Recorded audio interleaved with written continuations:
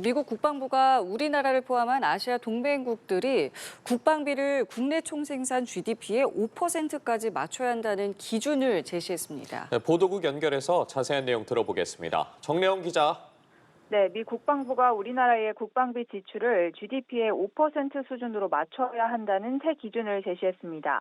아시아를 포함한 전 세계 동맹국들에 적용되는 새로운 국방비 지출 기준을 마련한 건데요. 연합뉴스의 질의에 한국도 물론 포함된다고 확인했습니다. 지난해 기준 우리나라의 국방비 지출은 GDP의 2.8% 수준인 약 66조 원이었습니다. 당장 5%를 맞춰야 한다는 건 아니겠지만 트럼프 행정부의 목표치대로라면 우리나라의 국방비는 100조 원을 훌쩍 넘게 됩니다. 이와 관련해 미국 국방부의 션 파넬 대변인은 중국과 북한 등 상황을 고려하면 아시아 동맹국들이 유럽 국가들과 방위비 지출 수준을 맞추는 게 상식적이라고 표현했습니다. 중국이 군사력을 막대하게 증강하고 있고 북한은 핵과 미사일 개발을 놓지 않는 상황이라는 겁니다. 그러면서 파넬 대변인은 국방 지출 증액이 아시아 태평양 동맹국들의 안보 이익에 부합한다고도 주장했습니다. 트럼프 정부의 기조인 미국 우선주의 논리도 빼놓지 않았습니다. 파넬 대변인은 아시아 동맹국들과 비용 분담을 공정하게 하는 건 미국 국민의 이익에 부합하기 때문에 상식적이라고 평가했습니다. 그러면서 상식은 트럼프 대통령의 접근 방식 그 자체라고 강조했습니다. 앞서 피트 헤그세스 미 국방장관은 나토 회원국들이 GDP 5% 수준의 국방비 지출을 공약해야 한다고 밝힌 바 있습니다. 네, 트럼프 행정부에서 우리나라의 국방비나 방위비 분담금 증액을 요구할 가능성 그동안 꾸준히 제기돼 왔는데 향후 협상이 이어진다면 어떤 점을 좀 주목해 봐야겠습니까?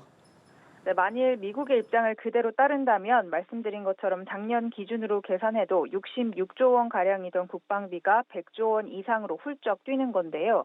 지난해 우리 정부의 총 예산이 656조 원이었던 것에 비춰보면 엄청난 규모입니다. 단기간 내에 국방 지출을 이 정도 수준으로 늘리는 건 현실적으로 쉽지 않을 전망입니다.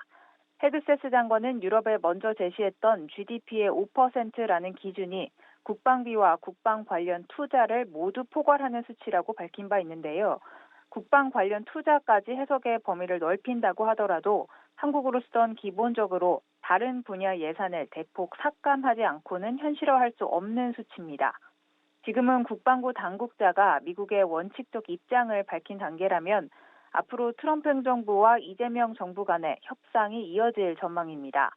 트럼프 대통령으로서는 국방 지출이나 방위비 분담금 증액 등을 요구하면서 주한미군 감축 문제를 카드로 내세울 수 있습니다.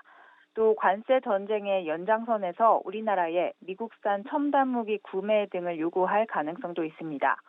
오는 24일부터 25일까지 네덜란드 헤이그에서 나토 정상회의가 열리는데요. 마찬가지로 GDP 5% 수준의 국방비 증액을 요구받은 유럽 국가들의 대응 방식을 먼저 지켜보는 자리가 될 수 있습니다.